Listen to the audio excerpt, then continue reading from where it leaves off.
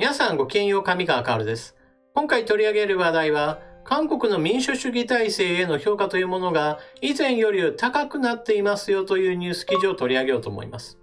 なお、韓国に対するこの評価を行っているのはイギリスの機関です。なるほど、こういった記事を読むとかなりずさんな調査しかしていないんだなということを思わせるような記事です。今回の動画ではそうした韓国への評価というものを紹介するとともに、そんな評価というものが全く間違っていますよということを改めてチェックしていこうと思います。それでは関連ニュースをどうぞ。韓国がイギリス機関の調査で完全な民主国家に昇格。しかしネットは日本の順位に疑問示す。2021年2月4日、韓国アジア経済によると、エコノミストインテリジェンスユニット EIU が2日に発表した民主主義指数2020で韓国は167カ国中23位だった。EIU は英国の時事週刊誌エコノミストフセスの経済分析機関。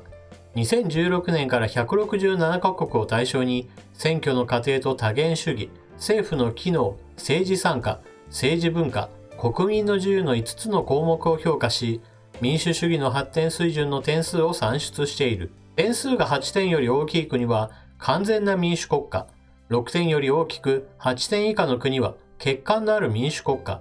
4点より大きく6点以下の国は混合型政権。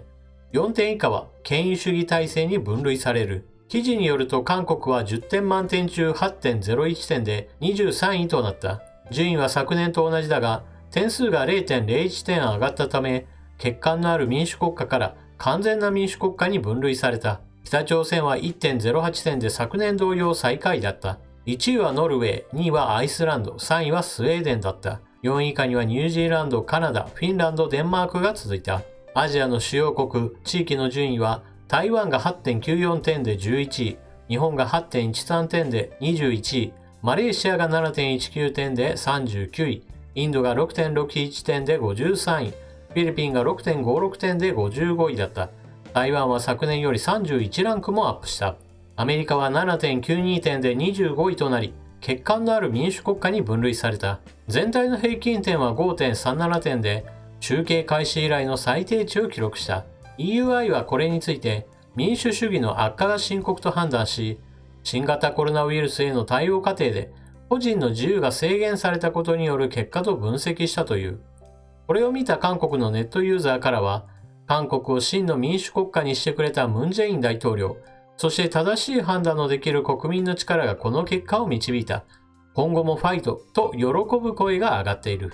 一方で、韓国は今ムン・ジェイン政権が民主主義をどんどん後退させているところなのに、韓国は最高裁判所長官が大統領府に愛情と関心を求める国。民主主義なんて夢のまた夢。政策を批判したら猛攻撃され、プライバシーも侵害される。メディアが政府の代弁人のような役割をしているのに民主国家だとなどと疑問を示す声も。また、韓国より日本が上だなんて納得できない。日本は事実上の独裁国家だよ。日本が民主主義、信憑性を疑う。少なくとも韓国は日本より上だなど、日本の順位に不満を示す声も数多く寄せられている。韓国国内でも民主主義が後退しているかそれとも前進しているかといったところに意見が分かれているようですが、傍から見てどのようなことが起こっているか一つ具体例を挙げておきましょう。対北朝鮮ビラ禁止法を撤回し国際社会に説明を。韓国は本当に民主主義国なのだろうか。そう疑念を持たざるを得ない内容の法律が成立した。韓国で北朝鮮に向けたビラ散布を禁止することを柱にした対北朝鮮ビラ散布禁止法だ。配布が禁止されるのはビラだけでなく、金銭や USB メモリーも含まれる。違反すれば3年以下の懲役または3000万ウォン以下の罰金が課される。なぜこのような法律を成立させたか、ムン・ジェイン政権は国際社会に説明する義務がある。制定のきっかけは北朝鮮の命令だ。今年5月、韓国の脱北者団体が北朝鮮の金正恩体制を非難するビラを散布したことに、金正恩氏の妹、金与正が反発し、翌月、禁止法でも作れと談話を発表すると、ムン・ジェイン政権はすぐに法整備に着手した。北朝鮮の機嫌を取るために、韓国国民の表現の自由と北朝鮮の人々の知る権利を引き渡した法律には、国内だけでなく海外からも強い非難と懸念の声が上がっている。アメリカ議会のトム・ラントス人権委員会は来年1月にビラ禁止法をめぐり聴聞会を開く。同委員会の共同議長を務めるスミス下院議員は、最も残忍な共産主義政権から苦しめられている住人らを支援する行為を犯罪化していると批判した。聴聞会が過去に取り上げたのは、北朝鮮や中国などの人権状況で、同盟国が対象となるのは極めて異例だ。ムン・ジェイン政権はこのことを恥じ入らなければならない。イギリス上院の北朝鮮問題に関する超党派グループは、ビラ禁止法について韓国政府に再考を求めるよう、イギリス政府が動くことを促した。国連からも再考するよう勧告する声が出ている。イギリスの調査機関は、韓国が欠陥のある民主国家であったという評価から、完全な民主国家であるというふうに改善が進んだと評価しているわけですが、これは全くの間違いだと言わざるを得ません。ムン・ジェイン政権が発足してからというもの、基本的にムン・ジェイン大統領は自分の地位を脅かすものについては全て自分の都合のいいように作り変えてきました。例えば、検察に対しての人事権の発動によって自分に逆らう人物についてはどんどんと遠ざけるようにしましたし、また軍や裁判所のような力を持っている職業についてもやはり自分たちに都合の良い人事というものを積極的に推し進めてきました。ですから今回最初に紹介したレコードチャイナにおいても、裁判所側の方からムン・ジェイン大統領に対するラブコールを送っているなどという話なども書かれていました。実際そのようなことの結果として現れているのが、例えばムン・ジェイン大統領に近しい人物であったチョ・グク氏などについては、家族ぐるみで様々な問題を引き起こしていたにもかかわらず、結局はなんとなくうやむやのままにして政権へのダメージというものを最小限にすることが成功しています。話が盛り上がっている時にはそれこそムン・ジェイン政権への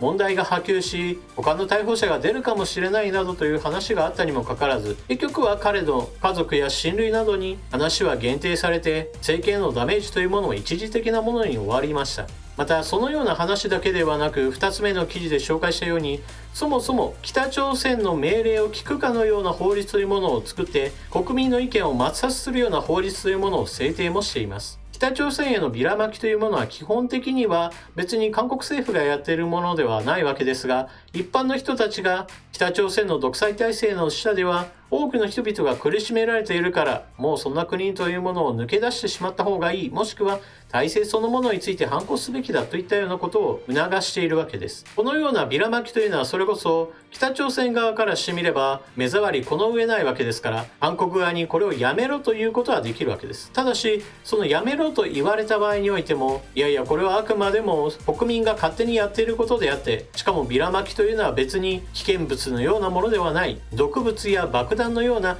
人の命を奪うものではないから、これを制限することはできないというふうにして、本来であれば断るべきものなのです。ところがそのようなことをせずに、北朝鮮の方からやめろと言われたから、はいやめるように法律を作って取り締まりを行いますというようなことをしたのがムン・ジェイン大統領なわけです。このような点を見てみても、韓国の民主主義が以前よりも良くなったとはとても言えません。なぜならば北朝鮮というものはそれこそ人権蹂躙国家だからです。北朝鮮の金正恩の支配体制というものを少しでも揺るがすようなもの、反抗するようなものに対しては苛烈な刑罰を加えてその命を奪うことも何ら厭わないような体制なわけです。そのような国に対してムン・ジェイン大統領は一応は人権派弁護士といったようなところから大統領へとなったはずにもかかわらず、じゃあ大統領になったらどうなるかといえば、北朝鮮の言いなりになって国民の弾圧に乗り出すわけですから、これで民主主義体制が改善したなどとはとても言えません。このように日本から見た場合はすぐにわかるような話なわけですが、これがイギリスから見た場合ではそうは見えないというのですから、よっぽどずさんな調査や分析というものを行っているとしか言いようがありません。そして最後に一言を付け加えるのであれば、韓国の人たちから見た場合に日本は独裁政権や独裁主義というものがまかり通っているように見えるというのがまた笑える話だと思います。それこそ日本国内において政権批判というものは非常にたくさん行われており、それらについて言論統制を行って逮捕者が出ているなどということは全くありません。また民主主義についても非常に機能しており、地方選挙においては与党である自民党や公明党の推している候補者とが敗れるといったことも別に珍しいことではありません。これなどを見れば、国民の意見というものが選挙に普通に反映されているし、また政権への批判も通常通り全く問題なく行われているという、非常に民主主義体制としては揺るがない状態だということは明らかです。ですから、このような間違った認識をしてしまうというのは、それこそ韓国における反日洗脳教育の結果として、かなり物事を見る目というものがフィルターを通して行われており、間違った結論を導き出している結果だと言えます。皆さんは今回のニュースを聞かれてどのようなことを思われたでしょうか。ぜひともコメントしていってください。それでは動画最後までご視聴いただきありがとうございました。チャンネル登録していない方はぜひともチャンネル登録を。そして次の動画でまたお目にかかりましょう。またね。